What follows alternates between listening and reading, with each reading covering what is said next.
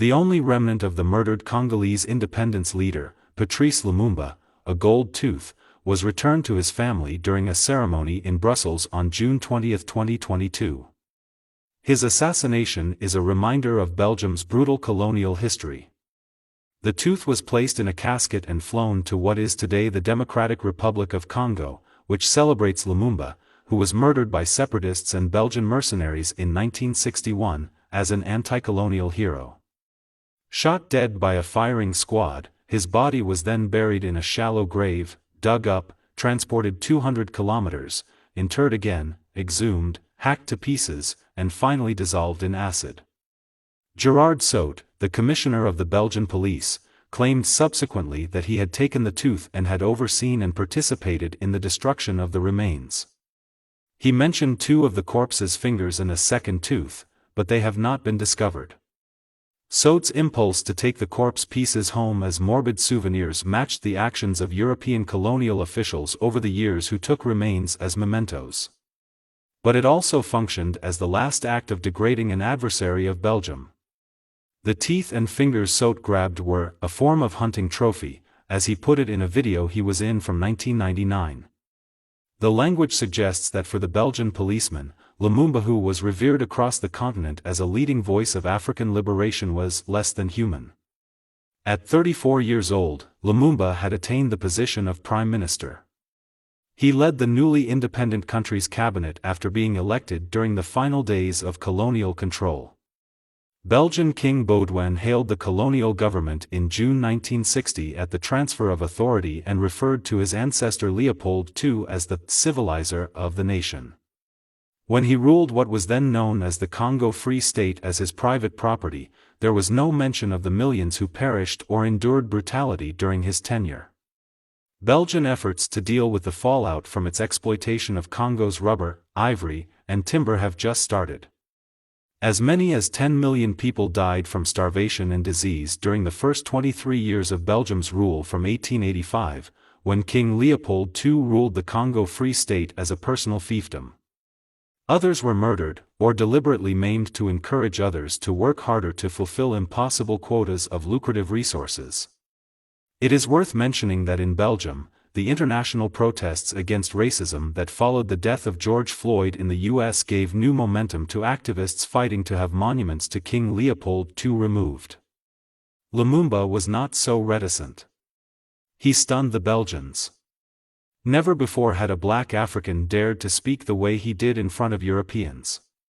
However, Lumumba was described as an illiterate thief in the Belgian press and was seen as having humiliated the king and other Belgian officials. Some have claimed that Lumumba signed his own death sentence with his statement, but his assassination the following year was also tied to Cold War maneuvers and a Belgian wish to keep power. Officials in the West were concerned that Lumumba would give the Soviet Union preference as a protector and grant Moscow access to vital strategic resources like uranium. Due of his adamant anti-colonialism and potential tilt toward the Soviet Union, the Americans also planned his murder. The CIA had drawn up plans to kill the 35-year-old politician, while a British official wrote a memo suggesting that killing him was an option. Nevertheless, there seemed to be a personal element to the way Lumumba was vilified and pursued. The total destruction of the body, as well as a way to get rid of the evidence, seems like an effort to obliterate Lumumba from memory. There would be no memorial, making it almost possible to deny that he existed at all. It was not enough just to bury him. But he is still remembered. Lumumba's son, Roland, said that the return of the tooth meant his family would be able to finish their mourning. Lumumba's journey from prime minister to victim of assassination took less than 7 months. Shortly after independence, the country was hit by a secessionist crisis as the mineral-rich southeastern Katanga province declared that it was splitting off from the rest of the country. In the political chaos that followed, Belgian troops were sent in on the grounds that they would protect Belgian nationals, but they also helped support the Katangan administration, which was seen as more sympathetic. Colonel Joseph Mobutu, the army chief of staff, seized power just over a week later. Lumumba was then placed under house arrest, escaped and rearrested in December 1960, before being held in the west of the country. His presence there was seen as a possible source of instability, and the Belgian government encouraged his transfer to Katanga. During the flight there on January 16, 1961, he was assaulted. He was also beaten on arrival as the Katangan leaders pondered what to do with him.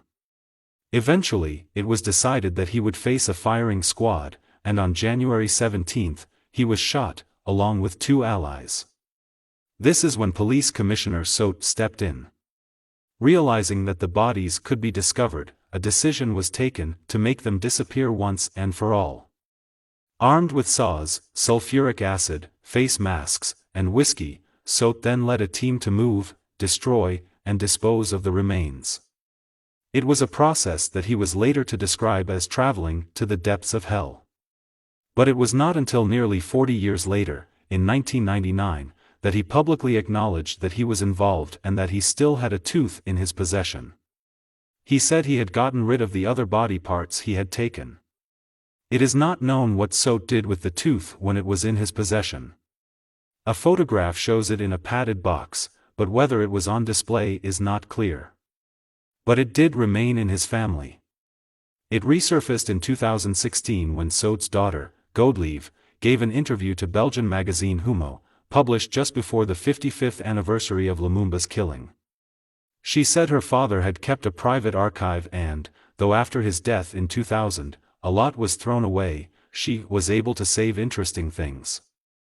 The tooth was then seized by the Belgian police after a complaint was filed, and following a 4-year legal battle, a court ruled that it should be returned to the Lumumba family.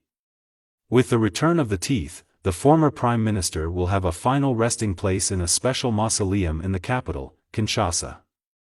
Lumumba's murder and the brutal history of Belgian control of the Congo have been enduring sources of pain between the two countries.